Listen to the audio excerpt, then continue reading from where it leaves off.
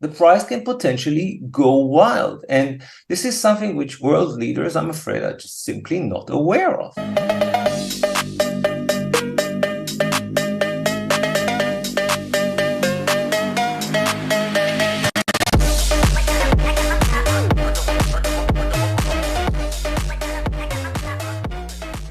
I see a few scenarios.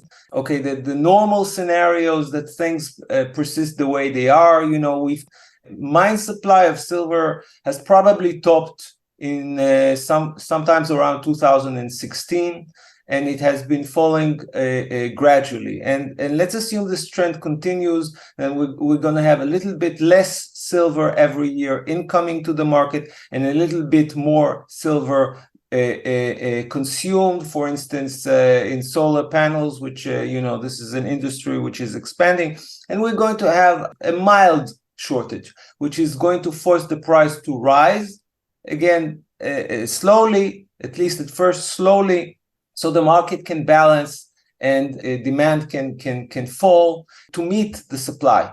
But then again, we can have a more extreme scenario in which the public becomes aware of the fact of just how rare silver is.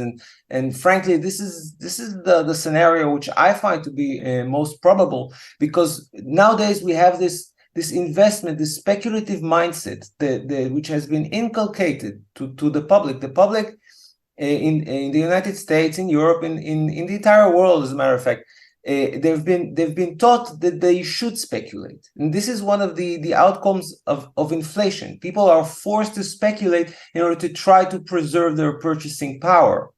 So just as we've seen this, this madness in crypto, this people rushing in because it's hot, because it's fashionable.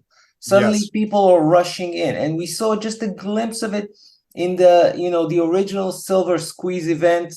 When the Wall Street Silver community was first established, and you saw just a tiny glimpse of it, how people, if suddenly it comes to the public's knowledge, then you have just people rushing in, and there's not enough silver in investment form for everyone in the wider public to have a few ounces. There's just, because I calculated it just a few weeks ago, and I came to the conclusion that even if 1% of the capital investment in the S&P 500 index were to be transferred to the silver market, it would overwhelm it threefold. I mean, like, that supposed money, 1% of the value of the S&P 500 index is like 3 times the amount of silver available to be purchased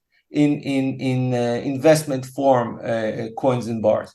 So we could have potentially this event in which people suddenly become aware of the shortage, of the potential of shortage of silver, and it becomes like the prophecy which fulfills itself, because suddenly it's going to be overwhelmed by new investment demand coming into the market. And this is something which I think many analysts are completely overlooking.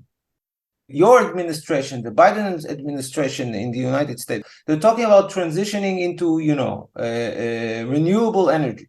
They're just expecting this solar energy to expand indefinitely, just to a large extent. And they're not thinking it through. They're not asking themselves, do we even have the materials needed in order to complete this transition? Now, they have already allocated billions and billions of dollars, if not trillions, to this transition. And this money is out there. And this money is right now trying to chase the materials needed in order to build all those renewable sources of energy. And this includes, of course, it includes copper, it includes other base metals, it also includes silver, and the silver just doesn't exist. And I think someone up there miscalculated. They didn't even check to see if those materials exist. Now, I think this is rooted in the Keynesian way of thinking. The Keynesian school of thought, of economic thought, argues or thinks if you print the money, if you get it out there, then the supply of goods and services will magically materialize. That people are going to produce the products in order to get that money. But that is not necessarily the case, because silver is, of course, a finite resource. It doesn't matter how many dollars are chasing silver. There's no guarantee that they're going to get that silver, because we're not sure there's enough silver in the ground, or at least above ground, and getting it out of the ground is impractical in the time scale they're expecting it to happen. In my video, which speaks about the silver market, I argued that the silver supply is inelastic. This is like the key word that you need to remember. It means that even if the price rises suddenly, it's going to take a very long time before the silver market can adjust and increase supply accordingly. And this means that in that time span where demand increases but supply cannot increase accordingly, then price can go wild. The price can potentially go wild. And this is something which world leaders, I'm afraid, are just simply not aware of. Or if they are aware of, then they're trying to fight it in a very funny way by suppressing the price, trying to prevent people from being aware of it or rushing into the silver market. I think that's a fool's errand. I think that's a very silly way of dealing with the things, because you're trying to fight the market. You're trying to do something which the market is trying to adjust, and you're not allowing it to adjust and to find a new balance point of supply and demand. In the long run, it doesn't work. So I think there's going to be a moment of shock. There's going to be a moment of realization that, oops, we have a problem here. And it's a major problem.